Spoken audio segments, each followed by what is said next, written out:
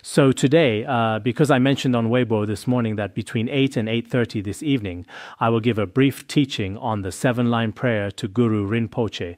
And after that, we will continue with our regular class on the ornament of clear realization.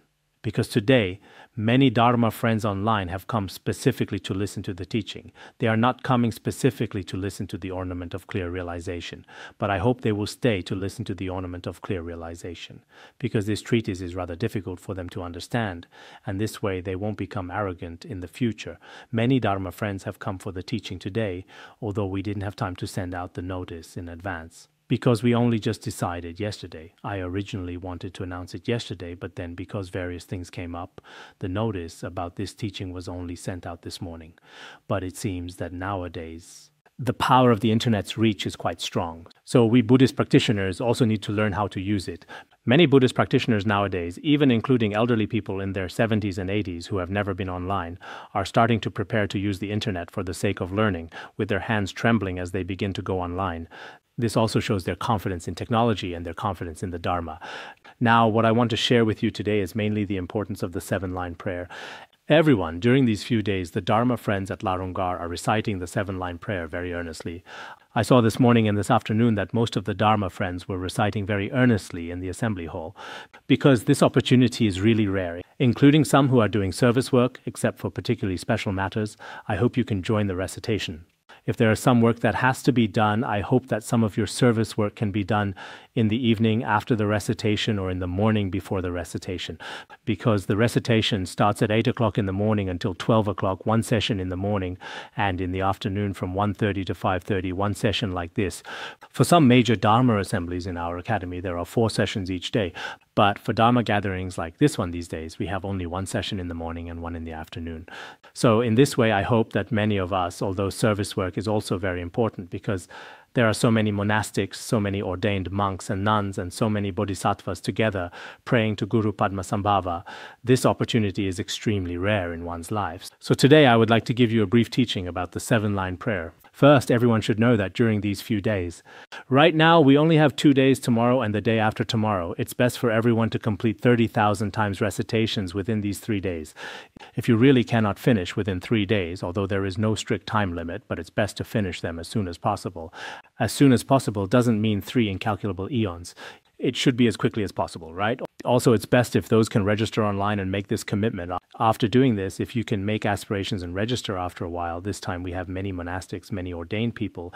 If you make aspirations and register together with them, then later you won't break your commitments. So I think everyone must try your best to complete the recitation this time. So this time, everyone must try your best to finish the recitations tomorrow and the day after tomorrow. There's also a live stream available with Dharma friends from study groups not at Larungar and other Dharma friends who are not in study groups. If you participate, it's best to join with us precisely at 8 o'clock until 12 o'clock. This is the arrangement for the morning session. This recitation practice will be arranged both tomorrow and the day after tomorrow. Especially it is Saturday, the day after tomorrow. I hope that study groups in various places, including Buddhist organizations, should organize locally a one-day Dharma gathering for the seven-line prayer to Guru Rinpoche. This is also very important. I hope you can organize this in various places. For you to participate, the Dharma gathering all 3 days might be somewhat difficult, but I think holding a one-day Dharma gathering won't be too difficult for everyone. Moreover, this recitation is very easy. At the beginning, there is a practice of Guru Yoga, of Guru Padmasambhava.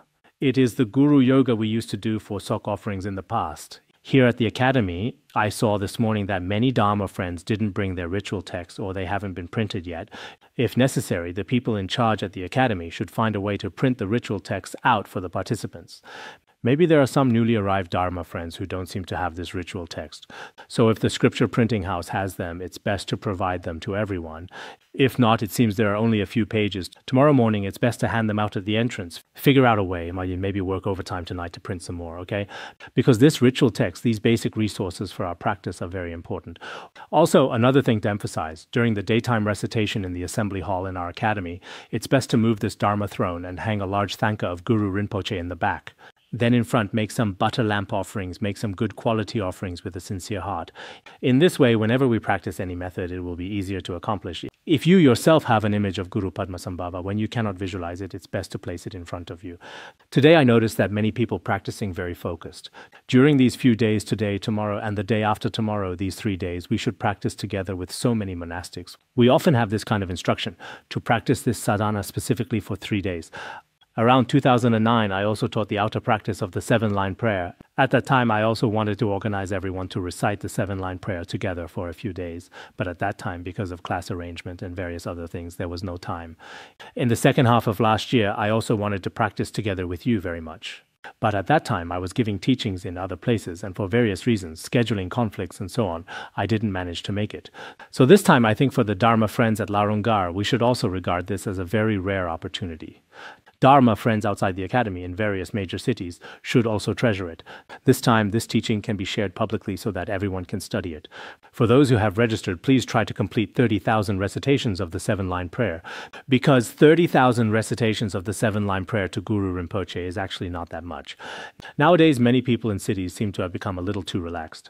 In the past, you can see, in White Lotus commentary on the 7-line prayer, at the end of White Lotus, I remember there was a disciple of Mipham Rinpoche called Shiro Osel. Shiro Osel served as Mipham Rinpoche's attendant for close to 30 years.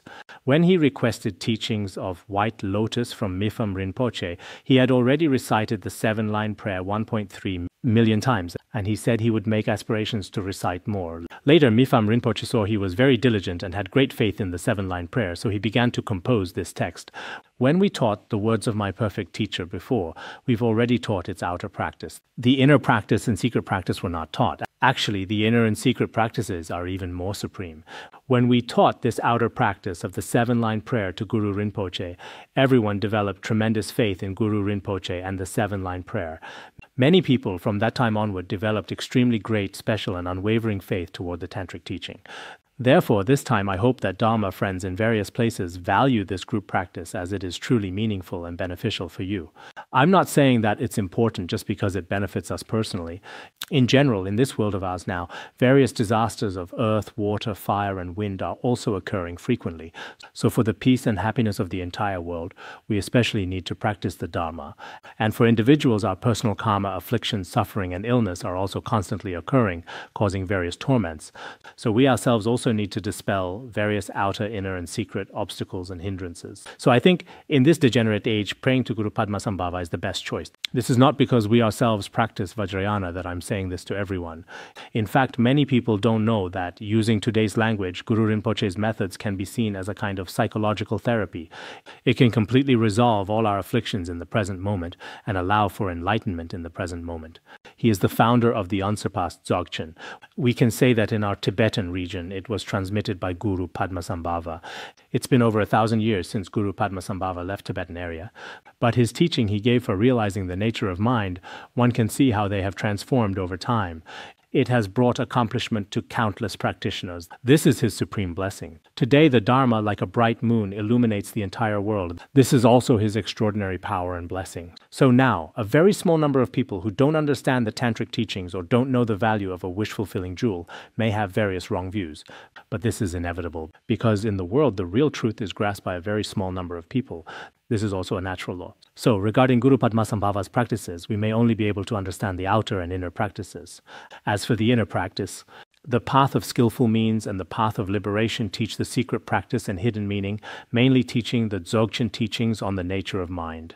The Dzogchen teachings on the nature of mind are indeed extraordinary. Just think of how many people have already attained realization through its blessings and power. Now, regarding this point, in terms of time, Guru Padmasambhava has left the Tibetan region for about 1,210 years. He went to the land of the Rakshasas 1,210 years ago, because the year when the foundation of Sami Monastery was laid was 1,252 years ago from now. 4 years after the foundation, the consecration ceremony of Sami Monastery was held. After the consecration, Guru Padmasambhava and Shantarakshita propagated the Dharma extensively across Tibetan region. Buddhism in Tibetan region was very flourishing at that time.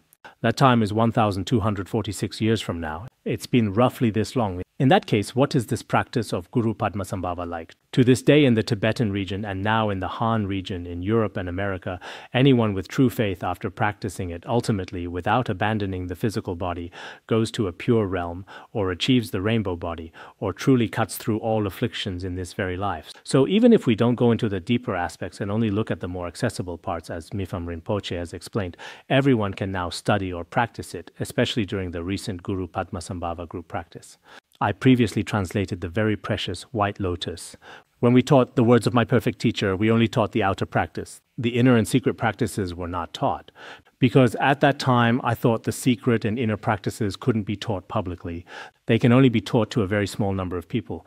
In the latter part of the book, I remember there is an essential pith instructions for the practice of Guru Rinpoche. Those of you who have received empowerments and completed the preliminary practices, if you have the ritual text, can also study and practice the essential pith instructions for practicing the 7-line prayer in the latter part of the White Lotus. There may be all kinds of people attending today's teaching, but I think it's also fine to practice this. The essential pith instructions for practicing the 7-line prayer should also be something everyone can practice, right? Visualize yourself as an ordinary person.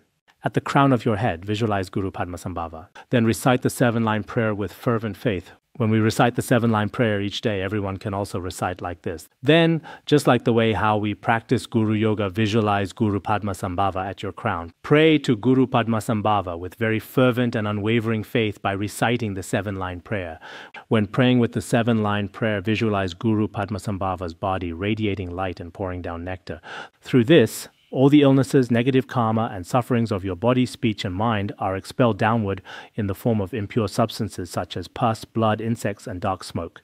The karmic creditors and obstructing spirits below are thereby completely satisfied. Finally, your own body becomes liquid like milk, satisfying all the beings below. Then visualize yourself as a yidam, whichever you have faith in. Guru Padmasambhava finally dissolves into your heart center, into the 8-petaled lotus. Let your mind rest in this state where your own mind is inseparable from the mind of Guru Padmasambhava. Then when you arise from meditation in our regular deportment, we are also inseparable from the Guru's appearance, the Guru's body, and the Guru's wisdom. In this state of non-duality, begin all activities of walking, standing, sitting, and lying down. This method is also very profound pith instructions. This time we are engaging in practice through the 7-line prayer. When practicing through the 7-line prayer, as I've also taught before, this practice is not only beneficial for individual people, it also has tremendous merit and power for the flourishing of Buddhism as a whole and dispelling demonic obstacles. Mipham Rinpoche also once said that once at Nalanda Monastery in India, there were 500 Buddhist panditas who debated with non-Buddhist panditas. During the debate, it seemed that by the end, the non-Buddhists were about to win. The Buddhist panditas were in great difficulty. Later, they seemed at a complete loss. It looked as if they were going to fail the next day. At that time, all 500 panditas had the same dream. In the dream, a Dakini told them, "If you pray using the 7-line prayer, Guru Padmasambhava will come to bless you." Later, the next day, they found that all 500 panditas' dreams were the same. So they prayed with the 7-line prayer and then were victorious. And at that time, the non-Buddhists also displayed various miracles and miraculous powers. But at that very moment, by praying with the 7-line prayer, the 500 panditas achieved the true victory of Buddhism. So regarding this auspicious connection, I often think, why is it that today, Buddhism in the Tibetan region, although suffered certain hardships and devastations throughout the storms of history, however, in the end, as we can see today, whether in study, contemplation, and practice of the Dharma, or in teaching, debate, and composition, in all aspects, Buddhism has always remained undiminished, perfectly intact, and to this day is still preserved in this world. This also has an extraordinary auspicious connection and power. Why do many great masters of Tibetan Buddhism now have such extraordinary power and strength? There are also special auspicious connections and blessings. Guru Padmasambhava himself has also said in different terms that if anyone prays to him through the 7-line prayer, he will certainly come before this person from the copper-colored mountain in the land of the Rakshasas, just like a mother upon hearing the voice of her beloved child calling truly cannot bear it and immediately rushes to her child, blesses him, cares for him, bestows siddhis, and so forth. So in our tantric teachings, especially in the liturgies of many authentic Dharma masters, the 7-line prayer is included included in nearly every ritual. We have also roughly taught the outer meaning of the 7-line prayer before. What does mean? We've taught the meaning of each word, but as for its inner and secret meaning, perhaps only those who recognize the nature of mind, or those who have uncommon recognition of the esoteric teachings, can understand its meaning. So I've been thinking that, like Mipham Rinpoche's disciple, reciting 1.3 million times in a lifetime might be somewhat difficult for us. After all, in terms of our lifespan, our determination and faith nowadays, and many other aspects, we are not as good as they were in the past. But at least in our lifetime, can we recite the 7-line prayer 100,000 times or 200,000 times? If we can do this, I think life would be meaningful. It is not only meaningful in this life, but throughout all lifetimes in our practice, we should not be obstructed by various obstacles. As long as our own practice is blessed by Guru Padmasambhava's extraordinary body, speech, and mind, we will definitely overcome all obstacles and smoothly reach the destination of our spiritual path. Therefore, I think this time, everyone, people inside our academy and people outside the academy, as long as we all have the same faith and the same aspiration, we can all reach our common goal. After this, when everyone recites the 7-line prayer, on one hand we should think, in our world now, there are various natural disasters and various man-made and non-man-made calamities. At the same time, many people's thoughts, views, and other aspects of their minds have also been tainted by various afflictions. So through this kind of auspicious connection, let us transform these former obstacles into favorable conditions through Guru Padmasambhava's special power and blessing. May our world also become better. This is also a common aspiration. As for special aspirations, each person has their own special ones. For example, some people may want to directly perceive the original face of their mind through practicing generation and completion stages. Some practitioners may wish to realize their own bare, fully clear nature of mind through the effortless Dzogchen methods of Trekchö and Togal. There are also these aspirations. Some people may wish to realize the nature of mind by praying to Guru Rinpoche. Actually, Guru Rinpoche is no different from Amitabha Buddha, Shakyamuni Buddha, and all the other Buddhas and Bodhisattvas. Guru Rinpoche, this kind of holy one. As long as we pray to him with incomparably sincere faith, as long as each person prays like this, he will surely appear before us and bestow his blessings. The key is our faith. In this regard, we have also cited many scriptural sources before. In the past, from our entire Tibetan region, indeed, any great master, no matter which lineage, if you look in the biographies of these great masters, they all took Guru Padmasambhava as their yidam and as their guru to practice. In that case, their activities were like the brilliant sun, we can say, unparalleled in the entire world. Many people have this uncommon connection with Guru Padmasambhava. Today, it is also like this. Anyone, including some great masters, it seems, individual great masters of other lineages, who are disrespectful to Guru Rinpoche. Guru Rinpoche has no partiality, but there is a special kind of karmic connection. It seems that in their outward behavior, these people are disrespectful toward Guru Rinpoche's teachings. If they are disrespectful to Guru Rinpoche, then perhaps their activities may flourish temporarily, but it won't last very long. This is my own observation through long-term study. I feel that as practitioners, if we have special faith in Guru Rinpoche and Guru Rinpoche's teachings, then I believe their practice will be complete from beginning to end. If a person may have various kinds of prejudices toward Guru Rinpoche, even frequently slandering, in that case, will Guru Rinpoche be harmed? No, he is inseparable from the Dharmadhatu. That brings no harm to Guru Rinpoche at all, but the one who suffers is oneself. So in this regard, individual practitioners should be cautious. Even if you cannot generate faith, please don't have various ways to slander. Sometimes I feel that people's conceptual thoughts nowadays can change in an instant, which is particularly frightening. In that case, you should guard your correct view at least for the sake of protecting yourself. This is also very important. So today, here, I'll briefly teach something about the importance of the 7-line prayer. Our Dharma gathering over these few days, especially on Saturday, I hope that in various places everyone will call out to and pray to Guru Padmasambhava. In this degenerate age now, sentient beings are so pitiful. Practitioners are already as rare as morning stars. Moreover, practitioners are also facing many outer, inner, and secret obstacles. Furthermore, in this entire world, the hearts of beings filled with greed, hatred, and anger have pervaded and defiled all space. At this time, we definitely need a very powerful cloud blessing by wisdom and compassion to rain down the true nectar of liberation. Only in this way can we sentient beings truly have hope. Today, I will recite the oral transmission for every one of the liturgy we recite every morning and afternoon. I will recite it once for everyone here.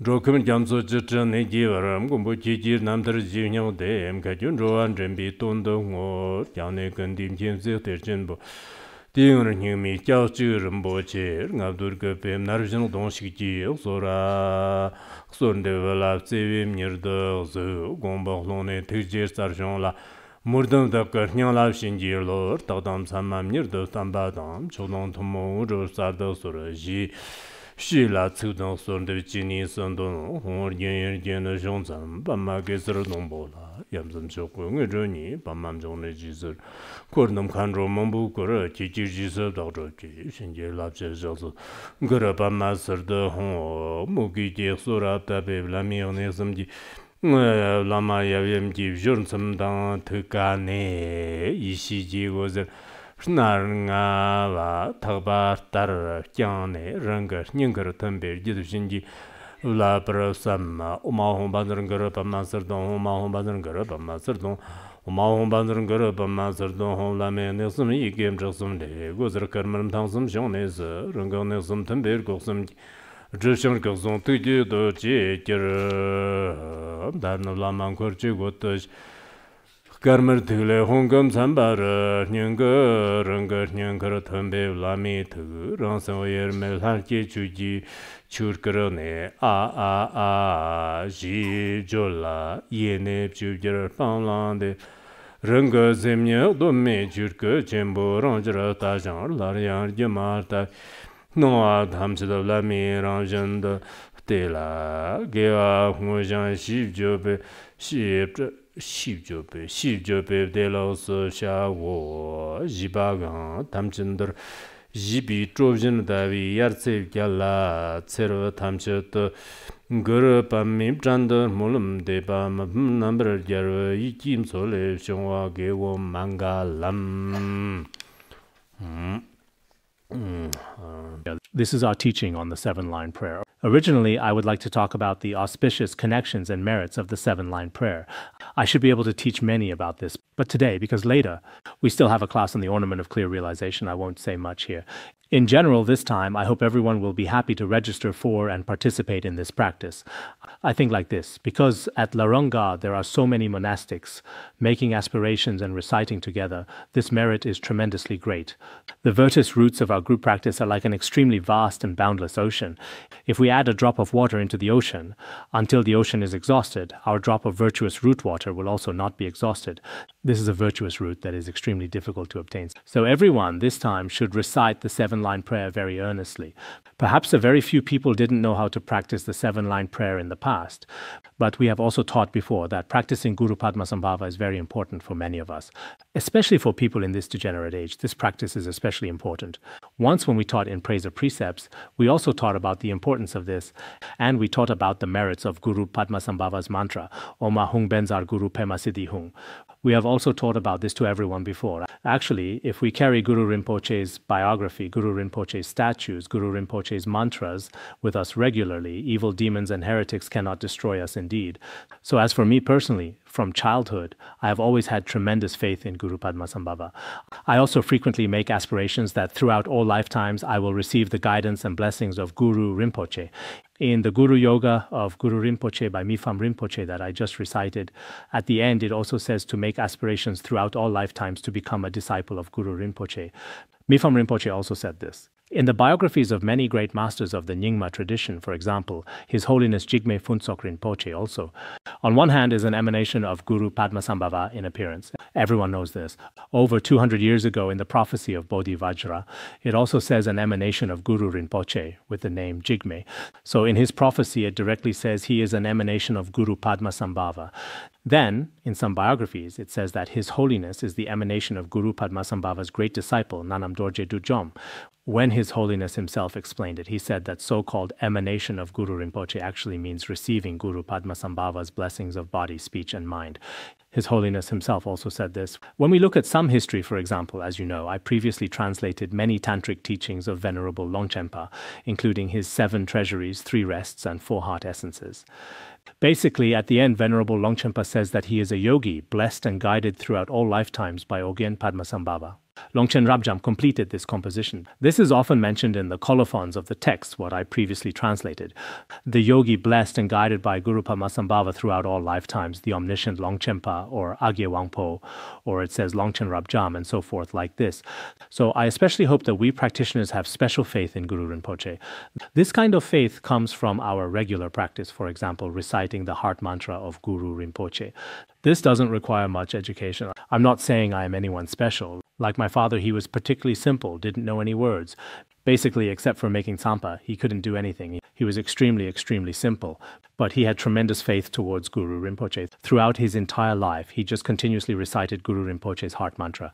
The other day, several Khenpos and I were discussing. They said my father didn't seem to enjoy chatting with others. He just didn't like anything else.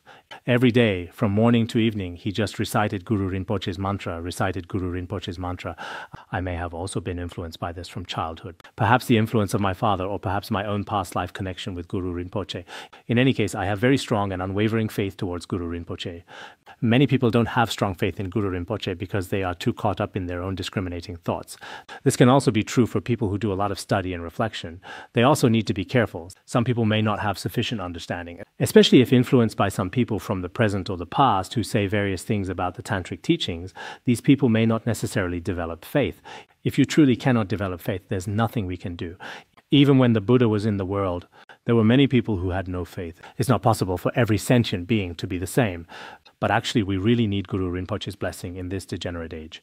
With Guru Rinpoche's blessing, we have hope to realize the nature of mind in this very life. There is hope in engaging in the propagation of the Dharma and the welfare of sentient beings. Even one's own practice will unfold smoothly without encountering significant hindrances. In these aspects, there are many special auspicious connections. Today, I have merely offered a simple introduction to the 7-line prayer. Actually, if we were to teach about this extensively, I should also introduce the inner and secret practices of the 7-line prayer to Guru Padmasambhava. His Holiness Jigme Phuntsok Rinpoche also taught this once or twice at Laronggar. At that time, I also developed tremendous faith. Later, when His Holiness went to Penor Rinpoche's monastery, Namdroling Buddhist Academy in India, at that time, Penor Rinpoche and their 1,000 monks earnestly requested His Holiness to give teachings on the outer, inner, and secret commentaries of the 7-line prayer. This was also the main reason they invited His Holiness from the Tibetan region to India.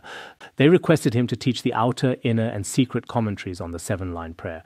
I have already translated it, but even though it's translated, if it's not taught, many people may not understand. Although many sublime texts have been translated, after translation, if no one teaches them, then it's like a wish-fulfilling jewel placed there. If you don't pray to it, if you don't know its value and importance, perhaps no one will know this is a wish-fulfilling jewel.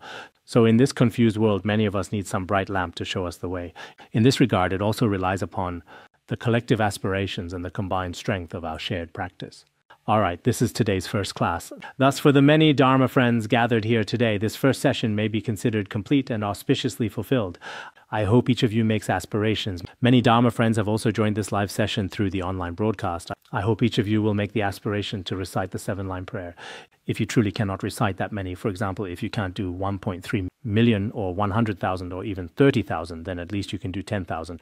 If we ask you to look at worldly things, to do some worldly activities involving greed, anger, and ignorance, the 8 worldly concerns, you probably have great faith and great patience.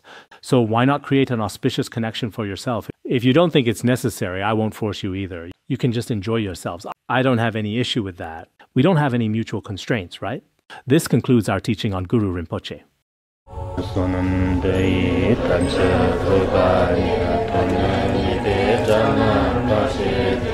Jirgana Jirano Chupai, Jupun Tulen Droa Bandharangara Padmasambhava Bandharangara Padmasambhava Bandharangara Padmasambhava